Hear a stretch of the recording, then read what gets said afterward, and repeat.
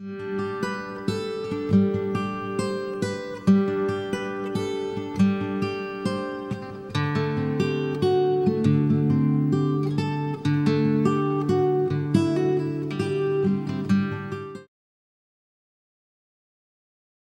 doing? This is Jazz. I'm here for the second part of the book we've been reading this month, which is Outwitting the Devil. I did the first part a week ago.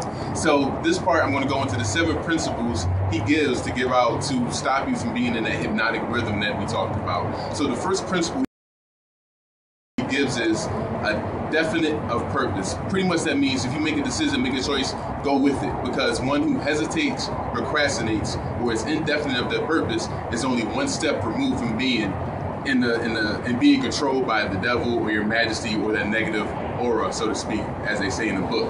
That's principle number 1. Principle number 2 is self-discipline.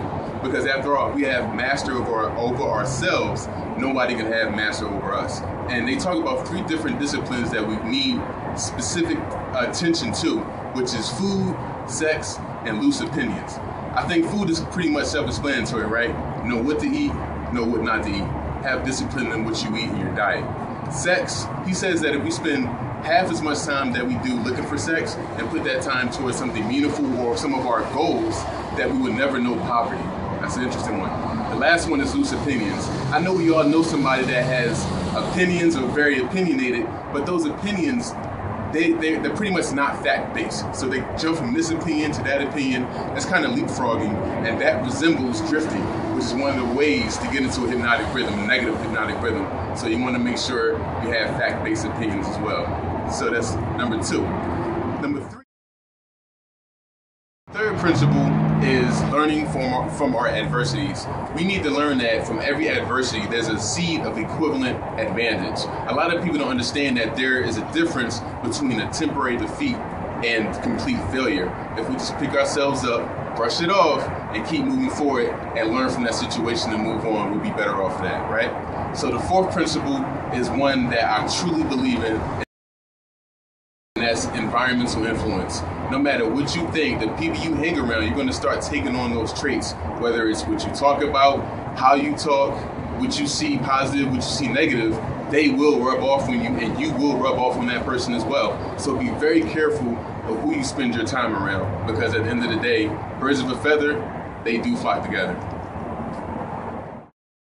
The principle is time. Now, for me, this is one of the most important ones as well to me, because time is one of the most important. No, time is the most important asset in the world to me, because it's something that you can never get back. So you want to make sure that you're spending as much time as you can with positive people, positive forces, because at the end of the day, nature will reward you for being around like-minded people, and it will penalize you as well for being around negative people and spending that much time around somebody that's negative. So be careful who you spend your time with. The 6th one is going to be harmony. Harmony almost alludes to environmental influence as well. So if you're around somebody, a person, or a certain situation, or on a team, or a family, or friends, there's a certain kind of harmony that's going on, whether it's negative or positive. And nature will go into that if you're in a negative harmony, or if you're in a positive harmony. You have to change your surroundings if you want to change your situation. You have to be that first step, right? And the last principle is caution. In the book, they say that after drifting, caution is the next most detrimental thing to a human being, and that's lack of caution.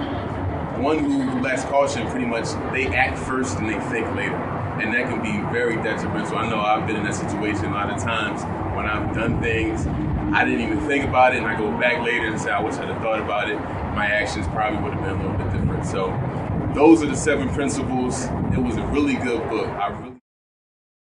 So, one book down. The next book we're going to have is by Robert Schuller, and it's called Tough Times Never Last, but Tough People Do. The book for March, and probably in a couple weeks I'll give you the first review of that book. So, that's the book of the month. Have a good one.